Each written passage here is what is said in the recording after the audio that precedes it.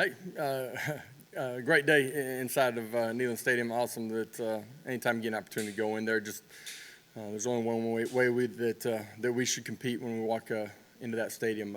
Proud of a lot of the things that we did on both sides of the football. Overall, I thought defensively played with great effort, energy, strain, competed extremely hard, tackled well in space. A lot of really positive things from them. Offensively, showed glimpses of those things, didn't string it together the way that we want to or need to, but a lot of things that we'll be able to learn from here as we move forward. And you know, you look at it and we're halfway through training camp here, and got to keep pushing. So need this to be a great afternoon too, just growth as we go back and look at the tape. Questions? We'll start with Mike Wilson and then Austin Price. Yeah, Josh, what is Brian Maurer's status with the team at this point, and why was he absent from practice yesterday? Yeah, I just had an initial conversation with him at some point a few days ago as far as the reps and how those things were going to be divided up. No further update on him. We'll have a conversation with him during the off day here. Coach, just break down kind of what your thoughts on the quarterbacks were, you know, the three that were there, and just kind of with Joe's first time going through things, how did he manage, you know, the offense? I thought he managed things really well inside of the pocket. For all, you know, for Joe, excuse me, and Hendon, and for Harrison, you know, some of it's tough because you're not in a live situation. Are they going to make a play? Are you going to be able to get out of the pocket? Those types of scenarios. But I thought all of them did a great job of taking care of the football. Were efficient in calling it for the most part. I thought their decision making and you know what we're doing in the run game and controlling the pass game too was pretty solid. At the end of the day, I don't think offensively we collectively strung things together the way that we need to. Some of that is just 11 guys all doing their job at a really high level. It's not one position, one guy. It was a little bit of everything at all points in it. You know, through the first 7 days, I thought all those guys have competed really well and really been sound decision makers. Coach, just how would you assess the physicality today? And you mentioned halfway through fall camp almost, just the physicality halfway through fall camp and then today in the scrimmage. Yeah, I like the attitude and mentality that our players have stepped on the practice field every single day with, certainly leading up to the scrimmage. I think that's been one of the positives as we have gone through camp. Our competitive strain is completely different than it was during the course of spring ball. The ability to put back-to-back days together. I thought today, physicality-wise, just on the sideline, not getting a chance to watch the tape, I thought the defensive side of the football was extremely physical, changed and disrupted the offensive front, played on the other side of the line of scrimmage, and again, they tackled extremely well. You didn't see many missed tackles during the course of play. Adam Sparks, Knox News. Follow up on Brian Maurer. Did he take part in the scrimmage or practice today? He did not, no. He did not. And secondly, you talked about the offensive tempo, things not being stringed together completely. Can you see the light at the end of the tunnel there, though? Yeah, absolutely. Absolutely. At the end of the day, like offensive football, I don't care what tempo you're playing at, you got to be efficient, right? And that means 11 guys got to do their job.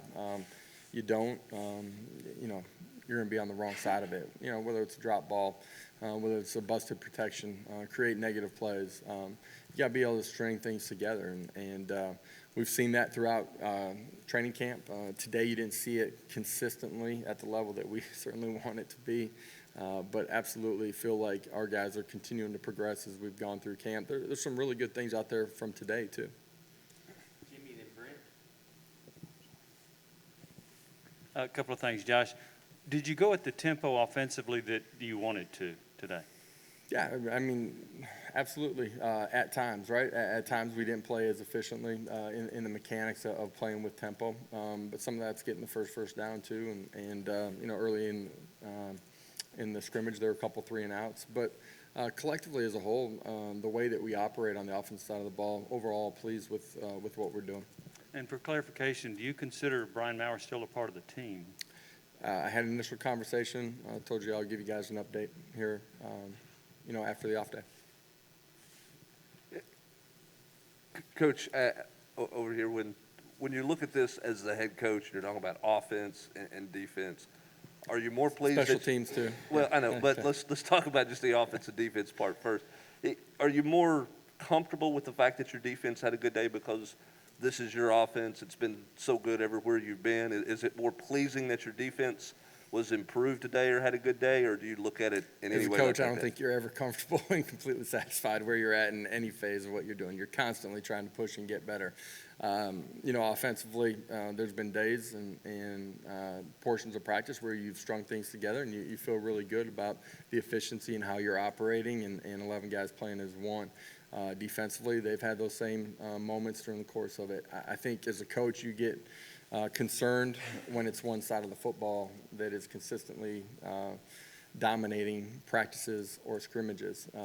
There's been good back and forth, and I think our guys on both sides of the line of scrimmage have a much better understanding of what we're doing schematically, fundamentally, technique.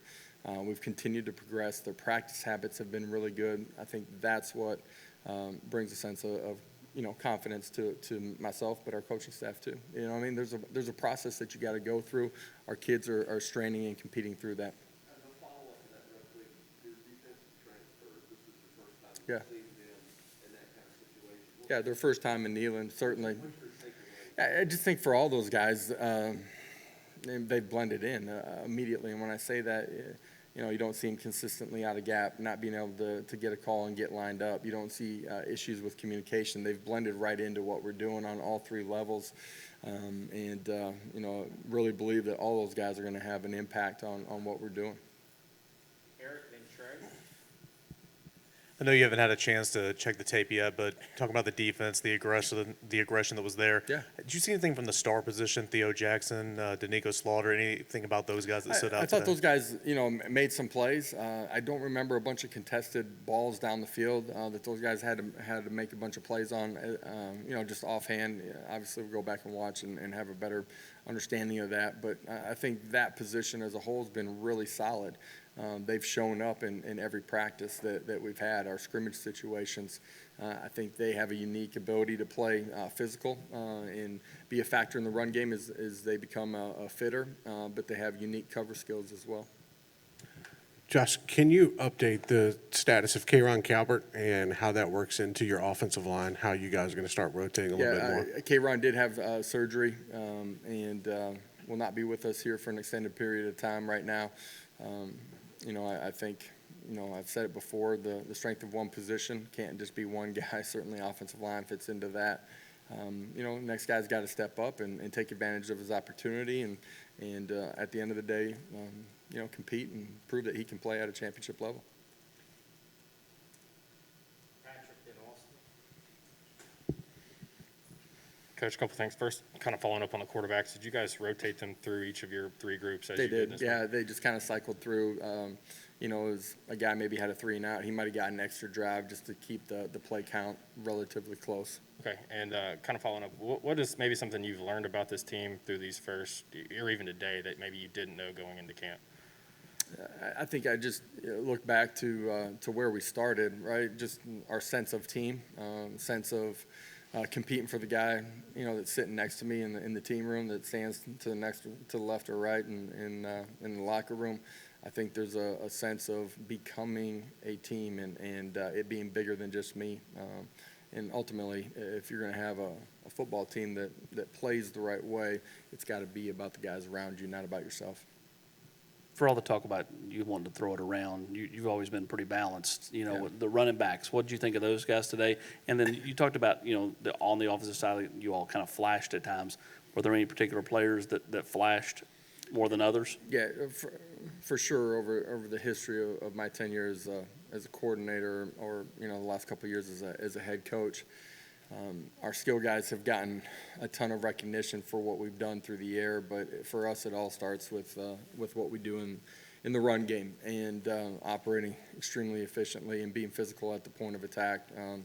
We've ran the ball extremely successfully through my tenure as well, and I thought our offensive line at times did a really nice job of covering guys up. I don't think we distorted the line of scrimmage the way that we're capable of, maybe that we've shown during the course of some of the practices as well. I do like our running back room. I think Jabari, Small, Tyon, those guys are playing at a really high level, and excited to see some of the young guys that got an opportunity to play. Just look back and watch the tape. Jake, then Vince. Coach Jake Nichols, Sports Illustrated. You've talked about the level of retention in this offense and how they've progressed from the spring. Have you seen any more evidence of that retention just today from the start of camp? Yeah, certainly just in how we play ball mechanics, you see that, but also in just in the schemes that we're running, our ability to do the right thing, play with better technique. We've consistently improved. Where we finished spring ball was completely different than where we started. We got better throughout the course of summer. Day one was better than the end of spring ball. We've gotten better through the course of training camp too. Cody Burns had mentioned the number one priority for the wide receivers was to catch the ball. What have you seen today and through camp in terms of them doing that, and anything else stand out about that group? I'm glad Cody said that.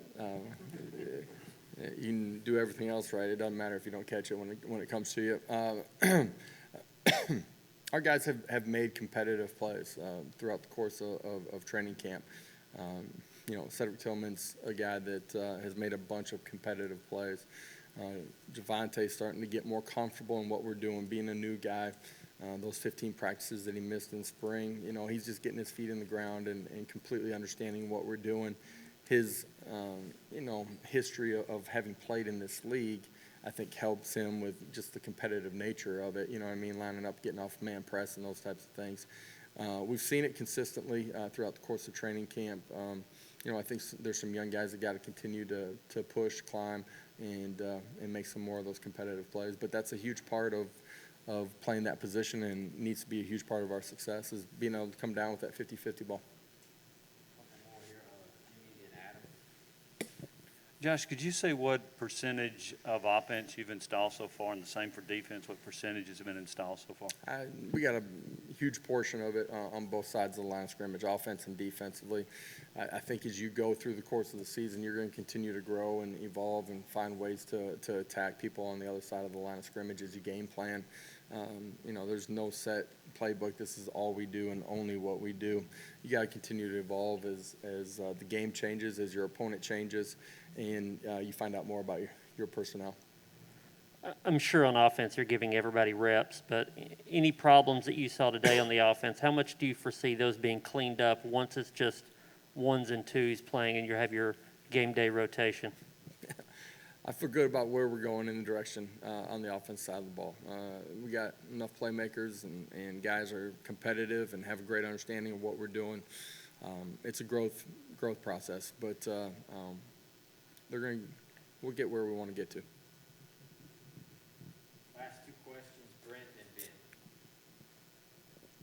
Yeah, Coach Kidd, you mentioned a couple of times the physicality of your defense, particularly up front. How far has that group come from maybe where you were at the end of your defensive front end of the spring to where you are now? First day of pads, where we were at last spring to where we are now, it's a different group. It's different on the practice field, physicality, playing upfield, disrupting and changing the line of scrimmage. Most importantly, it's just a different group inside the meeting room. Who they are, accountability factor every single day, their consistency, their work habits, their ability to learn, their ability to want to play for the guy next to them and do it right, and accountability in that room is completely different. That's why it'll be different on the field too. First scrimmage for Darnell at left tackle, just what you see out of him, and then with Darnell at left and Cade at right, what you think of kind of that group of five? Yeah, I'll get a better chance to see it as you watch the video here this afternoon. I think Darnell's really natural on the left side of it.